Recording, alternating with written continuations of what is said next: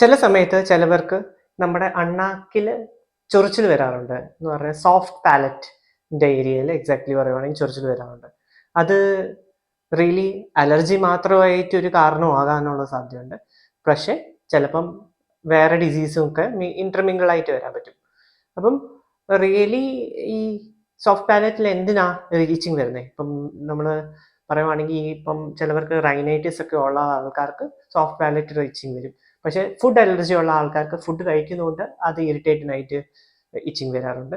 പിന്നെ ഇപ്പം Hashimoto's thyroiditis അല്ലെങ്കിൽ റേസ് ഡിസീസ് ഇവർക്ക് സോഫ്റ്റ് പാലറ്റ് ഡ്രൈനെസ് കാരണം ഇച്ചിങ് ഉണ്ടാകാറുണ്ട്. പിന്നെ ഇൻഫെക്ഷൻസ് സച്ച് ആസ് ഹെപ്പൻജീമിയ അല്ലെങ്കിൽ ഹാൻഡ് ഫുട്ട് മൗത്ത് ഡിസീസിൽ അപ്പം ഇച്ചിങ് ഒക്കെ വരാറുണ്ട്. അപ്പം അതിനനുസരിച്ച് തന്നെ ട്രീറ്റ് ചെയ്യണം. ഇപ്പം നമുക്ക് ജനറൽ പ്രിവെൻഷൻ മെത്തേഡ് എങ്ങനെയാണ്?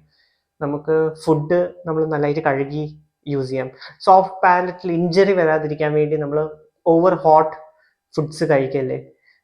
ഇങ്ങനത്തെ ബേസിക് മെത്തേഡ്സ് വെച്ച് നമുക്ക് ഇച്ചിങ് കുറയ്ക്കാം. We have to find out what is the cause of the itching. So tell your doctor and treat it.